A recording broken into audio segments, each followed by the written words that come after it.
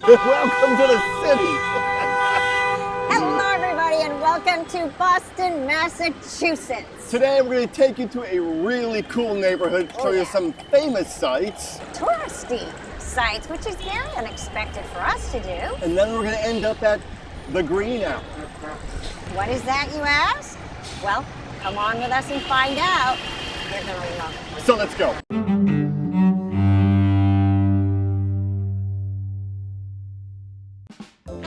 We are headed from our home in Exeter, New Hampshire to Boston today.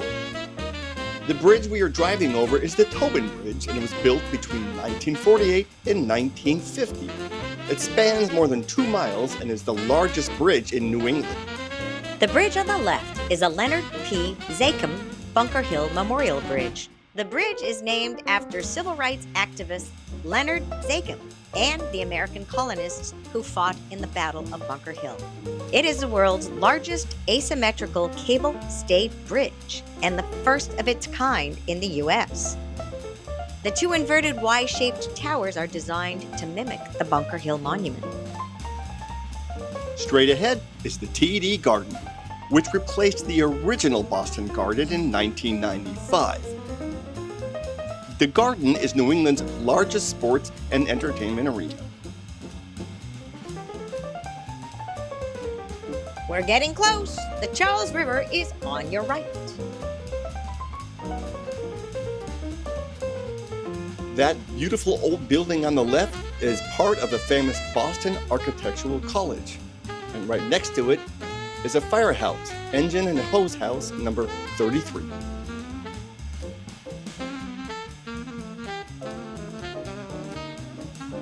That impressive block-long structure on the right is the Boston Public Library, one of today's destinations.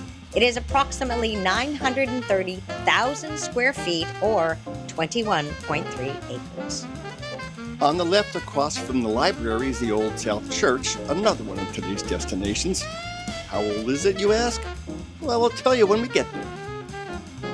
So now let's start exploring Boston's neighborhood of Back Bay, but more specifically, let's check out some of the cool things you can do on Boylston Street. When you come to Boston, get yourself a good pair of walking shoes. Yeah, because this is a city to see on foot. Now you may have to take the subway right here. No, we're headed somewhere very touristy. Very touristy. I can't believe we're doing it. Now, you know what? Actually, it is a place beloved by both tourists and locals.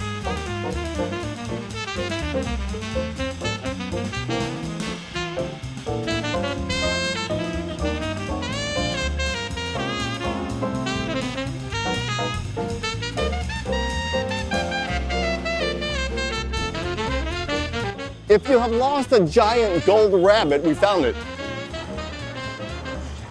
Got our beloved Celtics. Even if you don't love the Celtics, if you're in Boston, say you love the Celtics. Everyone knows what a historic city Boston is. You know, and you think of Paul Revere's Ride, and you think of Downtown Crossing, which is a fantastic place. If you're vacationing in Boston, it's a must-see. But you come up to Boylston in this neck of the woods, and there's so much that this area has to offer to enjoy and see and do. Just sightseeing some of these buildings you're going by. Time for our first stop, the Prudential Center, or more specifically, the top of this 52-story building.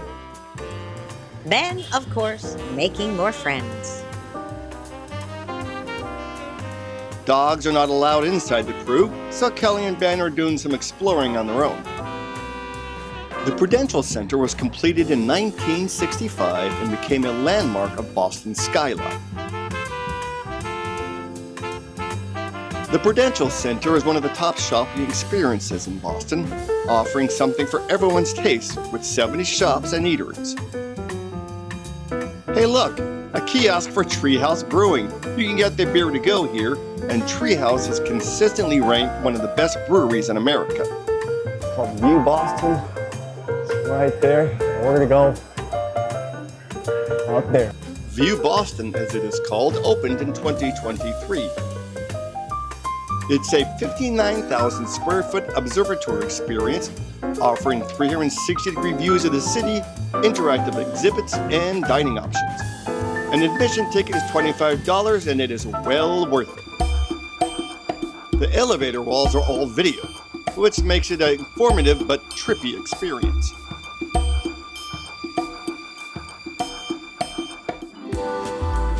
Welcome to the room with the best view, the 52nd floor of the Prudential Center. Down one floor to the 51st, Welcome to Boston. where you can walk completely around the outside of the observation deck. The brownstones you see below line Newberry Street as well as Commonwealth Avenue. There are other parallel streets leading to the Charles River, where you can see sailboats and crew boats from several of the town's universities. There's famous Fenway Park.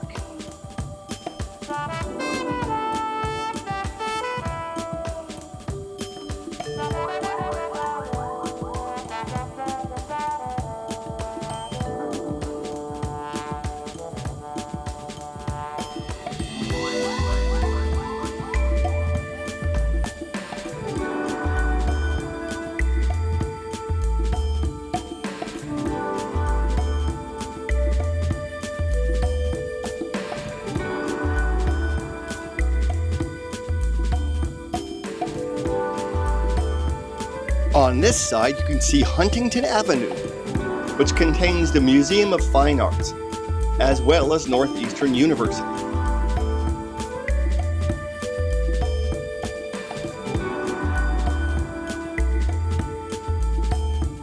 And way down there is Boston Harbor.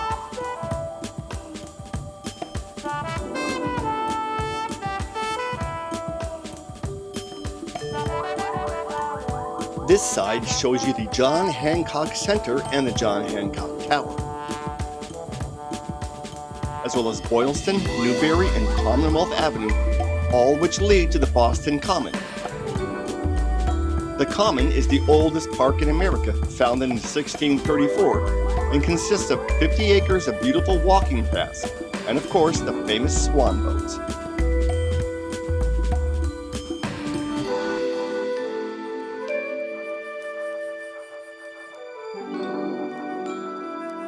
And we are back where we started.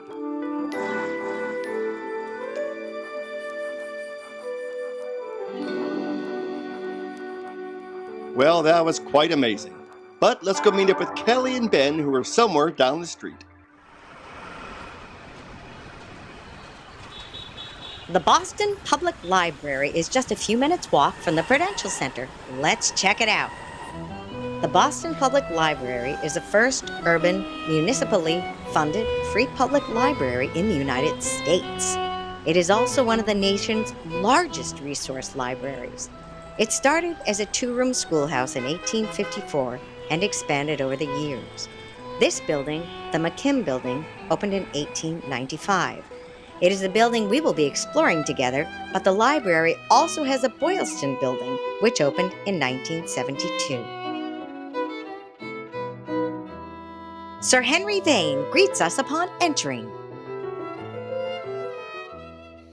The ceiling tiles in the lobby are clad in mosaic tile by Italian immigrant craftsmen living in Boston's North End.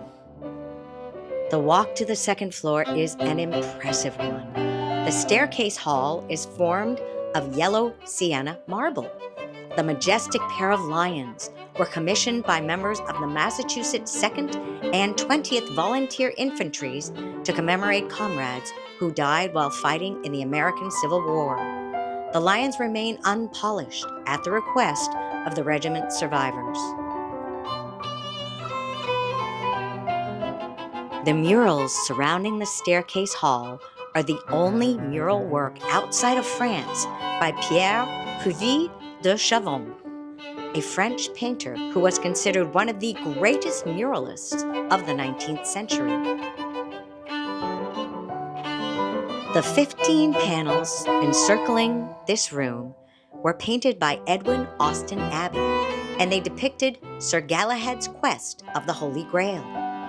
The panels were installed between 1895 and 1902.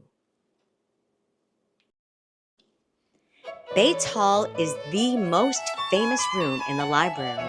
It boasts a 50-foot high barrel vault ceiling.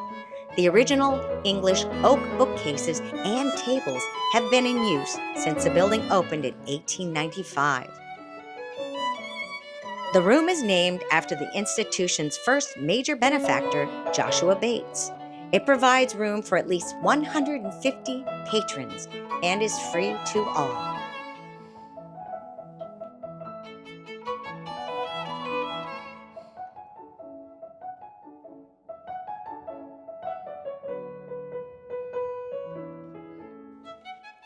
The Boylston Room was originally the children's room and contained over 3,000 books for the little ones to choose from.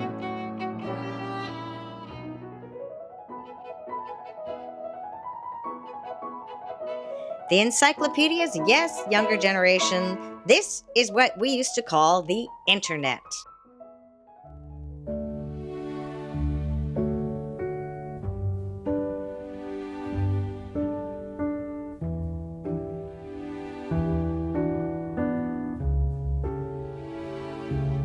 The vaulted skylit hall on the third floor contains a mural cycle by John Singer Sargent.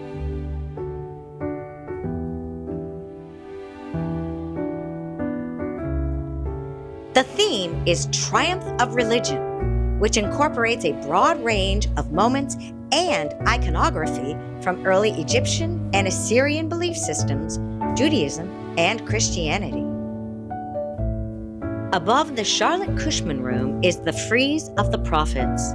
The central figure is Moses, holding the tablet brought down from Sinai.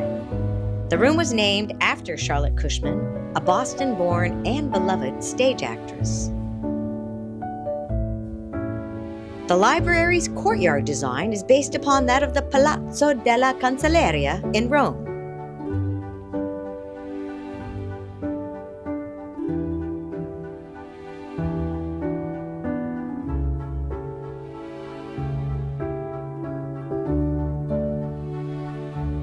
What better way to end your visit than the Map Room Lounge, a tea-infused cocktail lounge which boasts dramatic high arch ceilings, an original chandelier, and rare historic maps of Boston.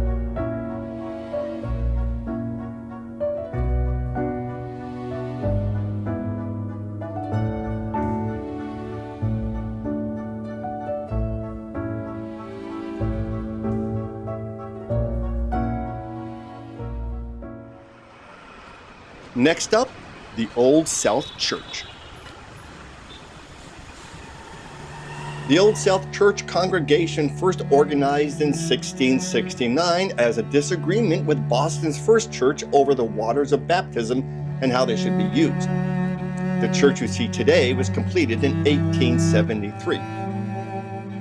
The church was designated as a National Historic Landmark in 1970 due to its archetypal significance, being one of the finest high Gothic churches in New England. Its parishioner members included Samuel Adams and Benjamin Franklin.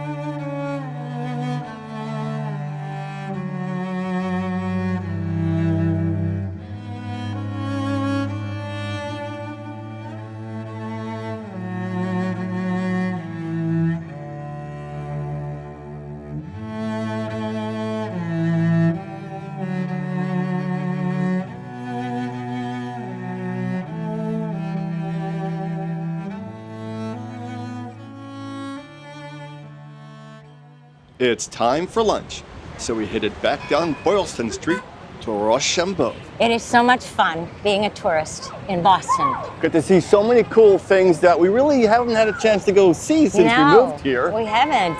The little area we did today is a small area. It's a pocket neighborhood inside of Boston. And it's been a long day, and we're gonna finish it off by doing what, Kel? We're gonna do the green hour.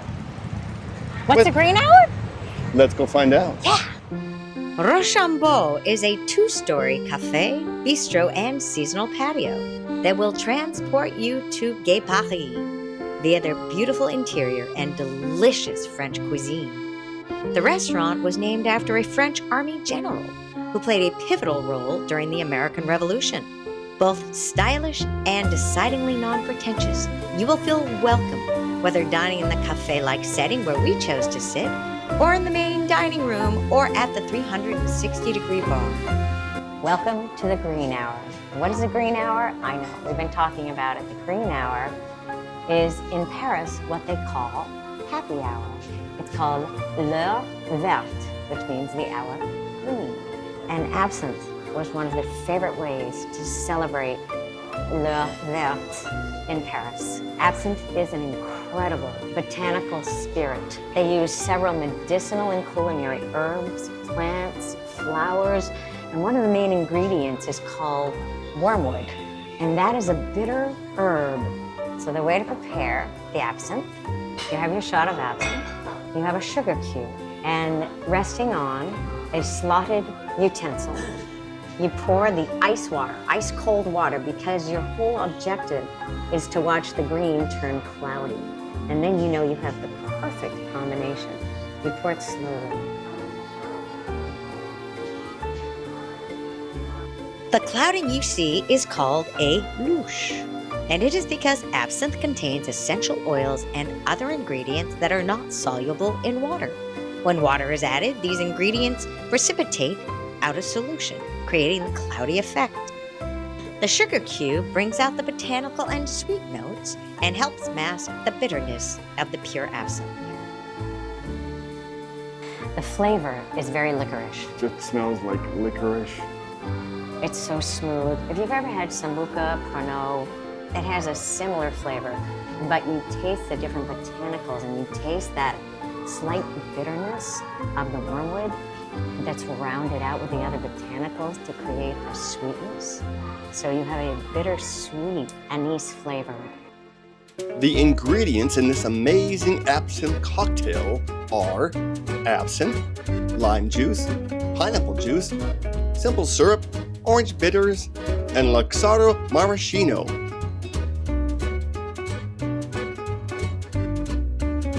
All prepared by the amazing manager of Rochambeau, Martine. Thank you, Martine.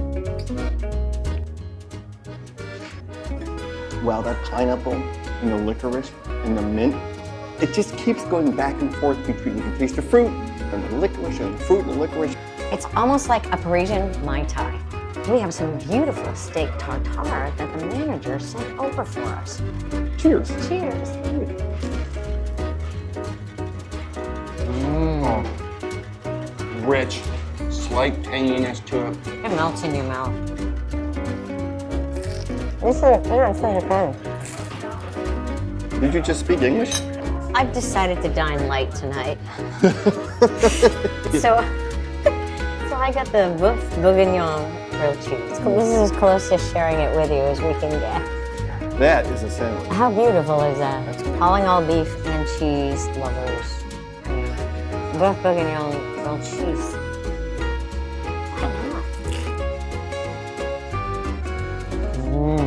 That's beautiful beef. Tender, it's rich, homemade bread, lovely cheese. It's amazing. So, last week we were in Rhode Island and Ross was eating snails, snail salad. This week we're in Boston and Ross is eating Snails. escargot. Escargot. Well, I'm what they call a snooty.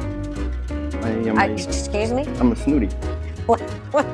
Okay, enlighten us, Ross. I'm a snail foodie. I'm a snooty. A snooty. I love snails. I love escargot. Anything snails. So, here, look at this. Right there. Try it and tell us about it. He's got his happy snail face. Yeah, it's umami, gardeny, earthy, buttery, garlic. So this is a lovely French restaurant. It's right next to the Prudential Center. It's a local place. There are a lot of great tourist place to go. And you're here for a vacation, you want to do that. Right. But let's say you've done that. Or let's say you live closer. And you're like, well, I can come down and go to these fish houses, these beautiful places. I want something different. I want something special. This is special. And they also have beautiful oysters here. Yeah. Between 4 and 5, they have a happy hour where they have dollar oysters. Cheers. Thank you so much for joining us in This- this very special city. If you come to Boston, go to the top of the Prue. Yes, see the library. Check out the beautiful churches, the incredible street out here on Boylston Street. Yes, finish up at Rochambeau. You have to go to Rochambeau for amazing food, wonderful absinthe, a unique experience in Boston. Experience quintessential Boston and Paris, all within a couple tenths of a mile of one another. That is one of the many beauties of Boston. Thank you guys so much at Rochambeau. You all are amazing. Thank you, Martine. You guys were great to us. We really appreciate it. And we will see you guys next time. Thank you for joining us. Merci Merci. for joining us. Bye, guys. Au revoir.